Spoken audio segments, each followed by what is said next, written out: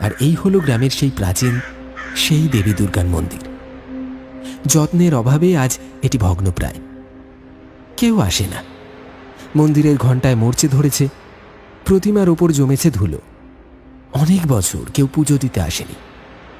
একদিন এই গ্রামের এক 10 বছরের কিশোরী মীরা তার দিদিমার সাথে মামার বাড়িতে আসছিল।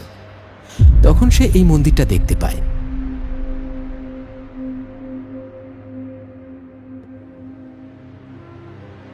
আচ্ছা দিদা, এই মন্দিরটা এরকম ভাঙা কেন?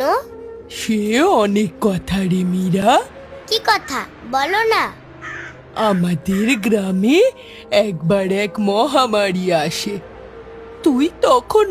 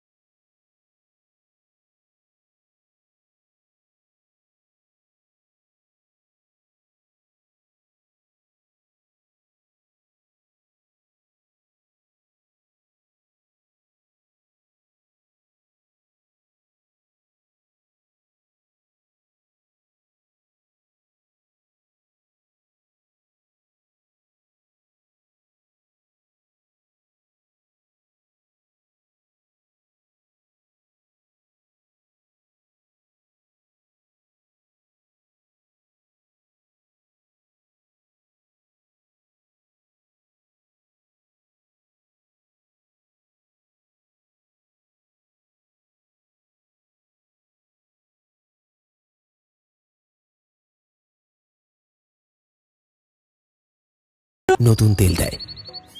কোমল হাতে ধুলো পরিষ্কার করার সময় তার হাতের প্রতিটি স্পর্শ, প্রতিটি ফুল রাখার সাথে সাথে যেন মন্দিরের দেওয়ালে অদৃশ্য শক্তির স্রোত বয়ে আনে। চারিদিকে ধ্বনিত হয় আগমনের সুর। চণ্ডী পাঠ শুরু হয়। या देवी सर्वभूतेषु मातृरूपेण संस्थिता नमस्तस्यै नमस्तस्यै नमस्तस्यै नमो नमः।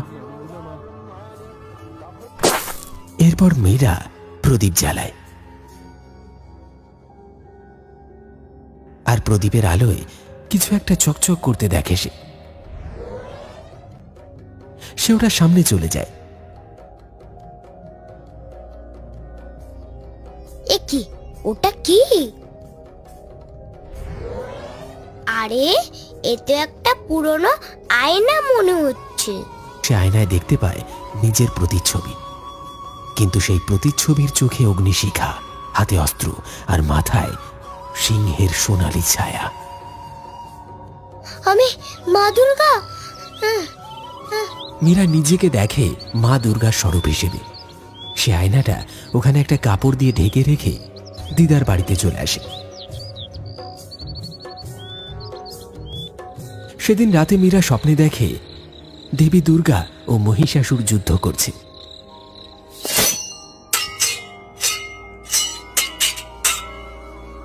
আয় আয়, তুই আমাকে মারতে পারবি না। আমি অমর। ওরে মূর্খ মহিষাসুর, ব্রহ্মদেবের বরে কোনো পুরুষ তোকে বধ করতে পারবে না, কিন্তু আমি নারী, আমিই তোকে বধ করব। আমি কোনো সাধারণ অসুর না, আমি মহিষাসুর। আমাকে বধ করা অত সহজ না।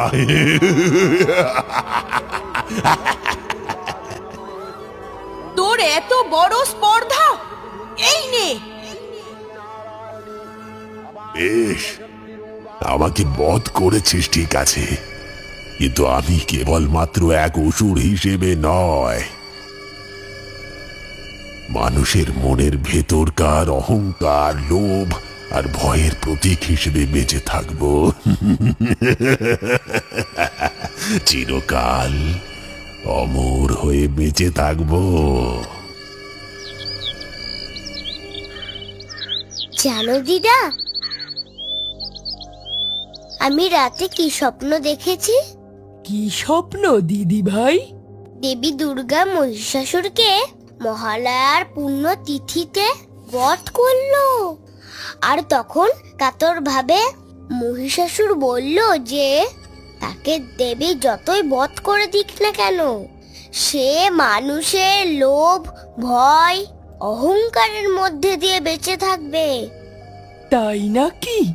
হ্যাঁ দিদা, আমার তো মনে হচ্ছে মহালয়া কেবলমাত্র অতীতের এক যুদ্ধ নয়, এটা হলো আমাদের ভেতরের যুদ্ধ, সাহস আর ভয়ের মধ্যে, আলো আর অন্ধকারের মধ্যে।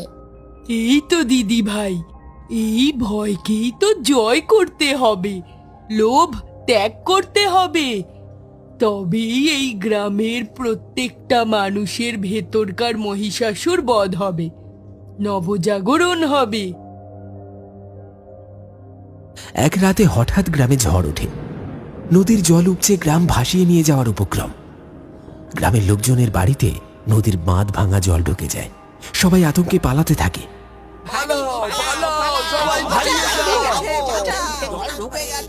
যখন মানুষ আতঙ্কিত, কোথায় যাবে বুঝতে পারছে না, ঠিক সেই সময় মীরা ছুটে যায় মন্দিরে। দীর্ঘদিন অচল থাকা ঘণ্টা সে প্রথমবার বাজায়।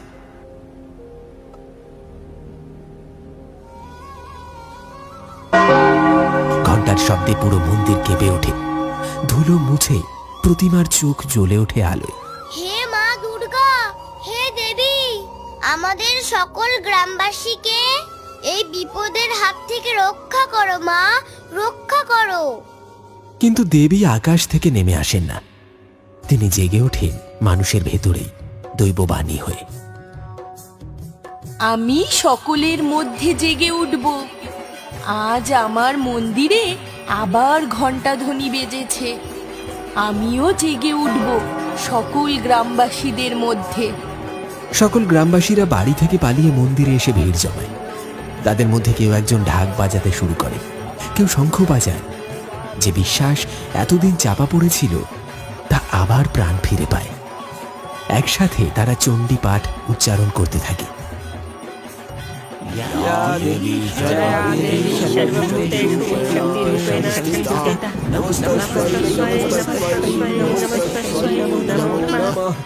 সকলের পাঠ করা স্তোত্রের জাদুতে আকাশে ঝড় থেমে যায়। নদীর জল শান্ত হয়ে আসে। পটভূমিতে ধীরে ধীরে গর্জে ওঠে বিজয়ের সুর, ঢাকের তাল, শঙ্খের ধ্বনি। ঝড় কেটে গেলে দেখা যায় গ্রামের মন্দিরটা আবার আলোয় ভরে উঠেছে। মন্দিরের ভিতরে নতুন প্রদীপ আলোকসজ্জায় সেজে উঠেছে। ছোট মীরা একটা প্রদীপ জ্বালিয়ে বলে, হে মা দুর্গা, অপার তোমার করুণা। মা, মাগো, ধন্যবাদ তোমাকে। আর আমাদের ভয় নেই, আছে কেবল দীপ্তি। তোমরা সবাই একসাথে বলো, জয় মা দুর্গা। জয় মা দুর্গা, জয়। তখনই দৈববাণী হয়, আমি আদ্যা শক্তি, মহামায়া দুর্গা। আমি করুণাময়ী, সকল ভক্ত আমার সন্তান। আমি তাই ভক্তের কথা ভেবে সব সময় আকাশ থেকে নেমে আসি না। আমি জাগ্রত হই প্রতিটি হৃদয়ে। যে হৃদয় বিশ্বাস করার সাহস রাখে, এমনকি যখন পৃথিবী ভুলে যায়, তখনও আমি আমার সকল সন্তানকে মনে রাখি। কঠিন বিপদে তাদের পাশে এসে দাঁড়াই।